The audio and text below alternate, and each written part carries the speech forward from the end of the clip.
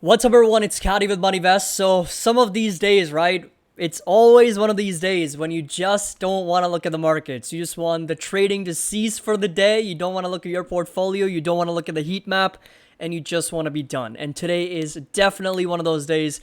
NASDAQ officially now entered a bear market once again. That's right. We were out of the bear market for the better half of 2023, for the most of 2023, only to find us once again in a bear market because NASDAQ is now once again officially down over 20% from all-time highs, and the S&P 500 is getting there. It's not there yet, but the candle, oh boy, the body of that candle is smoking hot, and I don't mean that in any other way, but the markets here definitely selling off with this daily candle looking like nothing but a single red sell-off. And the bears have pretty much taken over. 4,200, we breached that level, down over 1.2%. With the NASDAQ here, take a look at that, down over 2% on the day. And it looks like we're probably going to close at around these levels at 12,800 because we did breach these levels on Monday. So we were trading as low as 12,800, but even didn't really close down to that level. We got bought up and we closed well over 13,000. But just given how aggressive the sell-off has been today, I think there's a high likelihood that over the next 3 hours, markets pretty much end up closing in and around these levels. And if you take a look at where we are from all-time highs, exactly over 20%. We breached that level today. And unfortunately, the NASDAQ is once again in a little bit of a bear market. S&P 500, on the other hand, you'll notice is down over 1% on the days. So we are from our all-time highs down over 13%. So we are slowly and steadily getting there. So we're not there yet. I specifically mentioned in our Discord when there's going to be opportunities to go long. So if you want to get access to all these updates and all the alerts and all the analysis and research, I promise it's going to be a lot of valuable information, including the members-only private videos, intrinsic value spreadsheets, individual stock reports, and the early access to our MoneyVest Pro platform in 2024. Link's going to be down below. There is a 16% annual discount that you can access and get advantage of before the end of this month.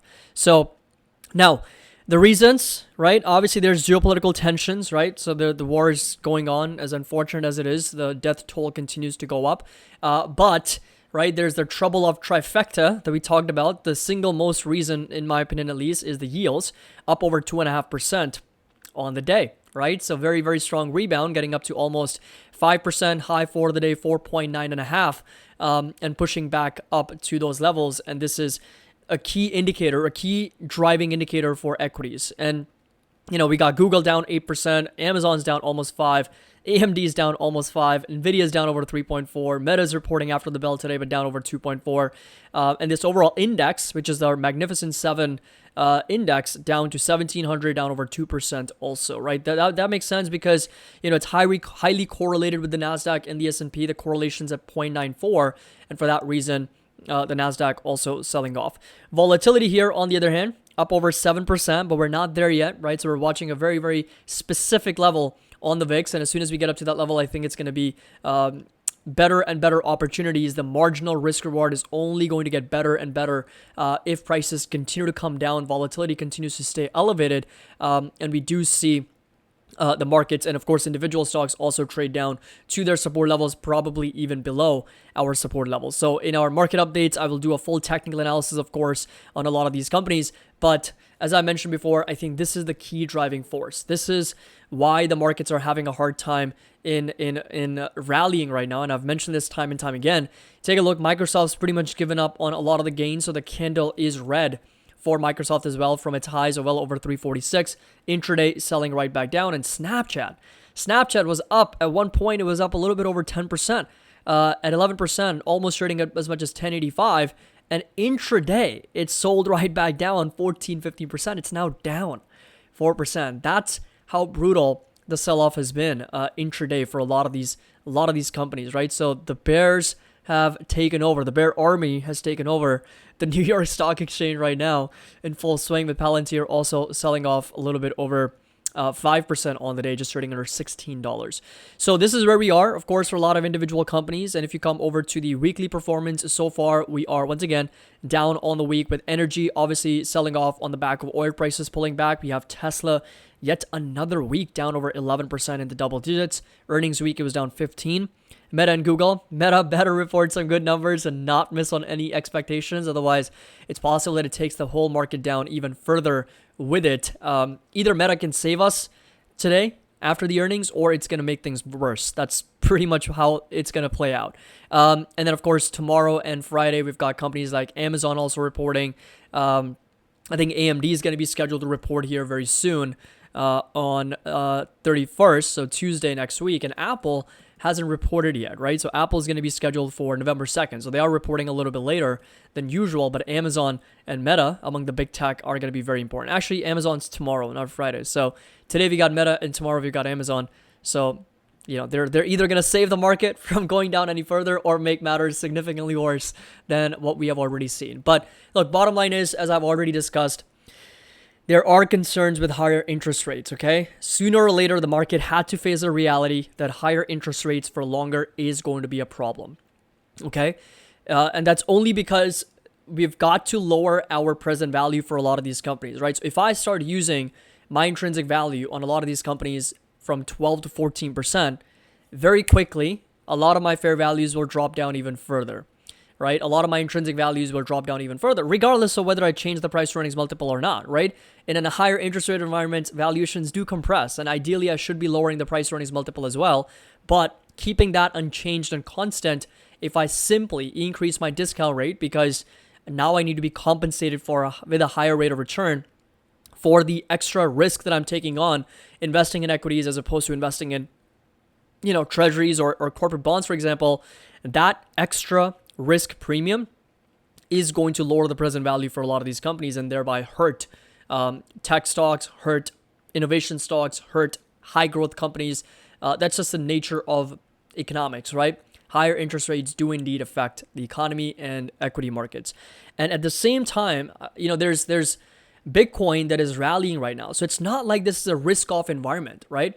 It's not like investors are starting to feel a little bit more risk averse, because if that were the case, Bitcoin would not be up. Bitcoin would be down along with innovation and tech stocks. So yes, while there is a component of higher interest rates putting more pressure on equity valuations, but there's also, in my opinion, a somewhat of a flight of capital, basically, right? So liquidity coming out of equities, maybe moving into Bitcoin because of the seasonality trends and the potential for Bitcoin to rally after the BlackRock announcements and the possibility that it may get approved before the end of October or before the end of this year. And there is a possibility that, okay, Bitcoin can indeed get up to over 40, 45, 47, $48,000.